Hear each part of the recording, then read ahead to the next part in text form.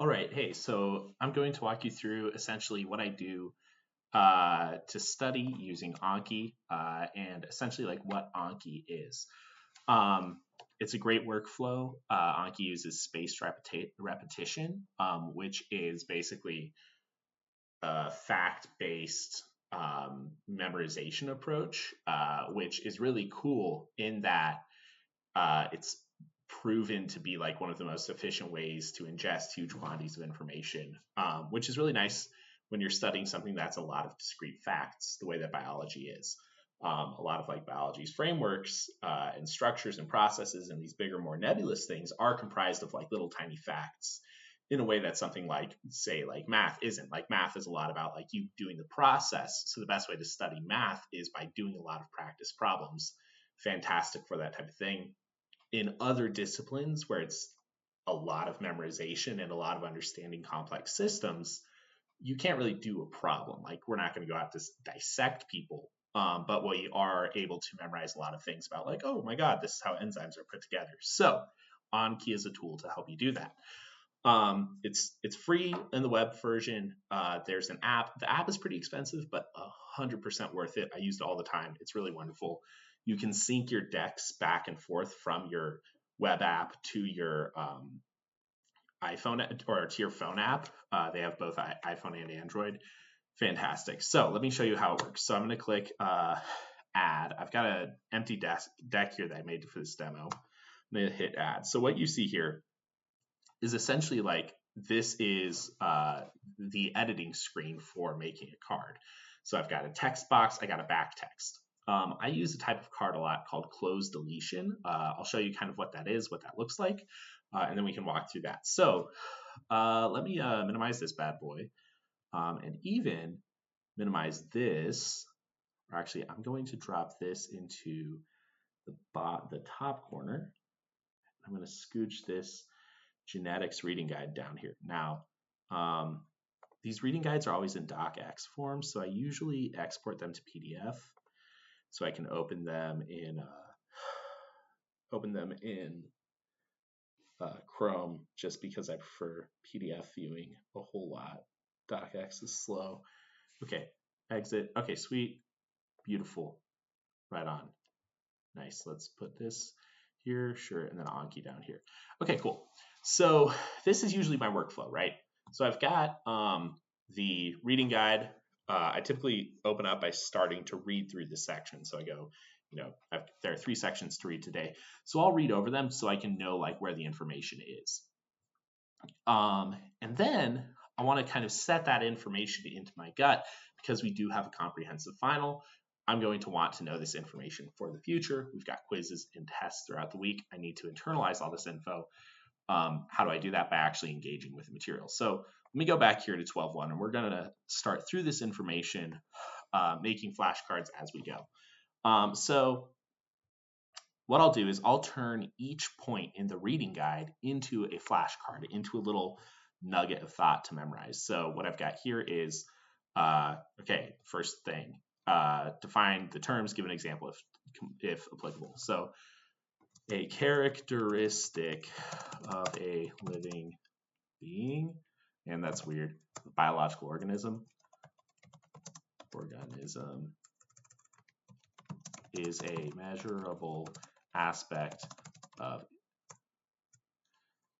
it. That's really choppy language, but no judgment. You can edit these after the fact. Comprised of one or more trait expressions. So that's my gut based on what I was reading. Let me actually go look at this. We got some traits here. Okay. Control F. So I usually like look back through what I was reading in order to make sure I'm actually plugging in real things. So characteristics back. Okay, instead of characteristics, the traits are inherent in distinct classes. No, back. What am I looking for? Okay, here we go. Involving 7 different characteristics, each with 2 contrasting traits. A trait is defined as a variation in the physical appearance of a heritable characteristic. Okay. A characteristic is an aspect of an organism expressed in one or more heritable traits. Examples are, let's pull these, Control C, and the process of creating the card is the real value here. Like, you can share decks, and if you want, I would love to collab on decks, because why the hell not? But highly recommend like making your own cards. It's the best way to learn this stuff. As you're making your card, you're engaging with the material. So this is the cool thing about Anki, right? So you can have a typical front of a card, back of a card style flashcard, or you can do something called a closed deletion. Let me show you what this is. So I'm going to do closed deletion here. A blank is a aspect of an organism expressed in one or more heritable traits. So what it'll do is it'll actually blank out characteristic. Similarly, I can add this to that same closed deletion. So that card will have both of those fields blanked out. And then if I really want to get fancy, what I can do is I can add a second card where it blanks out the examples portion. However, I don't want examples to be included in here. I actually scooch that over here. Voila. Boom, added my first card. So let me show you what that looks like. Close. Now here, Dex, study now. So this is what the card looks like. A blank is an aspect of an organism expressed in a blank. Show answer. So you hit space and it shows you the answer, and then you say how easy it was for you to solve it.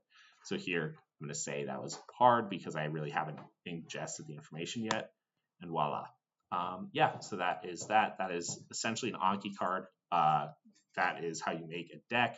Download the app Anki. You go to decks, you hit add, or let me show you. You go to decks, you click on the deck you want, you hit add, it opens up the interface for you to add cards. When I'm in class, what I'll do is I'll have this up along with this, maybe chat GPT to ask it questions as, if they're talking, and then I can just create my cards based on the information they're giving as we're teaching. So it's really useful. Yeah, so when I want to study, I can hit study now, express in one or more heritable traits. Examples are height, texture, all that. So voila. Okay, that was easy. I'm going to say good. So what you can see is stats, right? So it's more useful, obviously, when you have more cards, but it gives you stats on like, hey, this is how many questions you've had. It sorts them by color, like how easy it is for you to answer each one. And the algorithm automatically gives you a great mix of like old stuff that you learned that you're really good at. Every so often, very often, it'll give you stuff that you're working on ingesting. It'll, quite frequently bring back stuff you learned a little bit ago just to make sure it's really sunk in there. It's a really intelligent algorithm for just layering this knowledge into your mind. It's really cool. Yeah, all right. That's a good little start for what Anki is and kind of what my workflow is. I hope that is useful.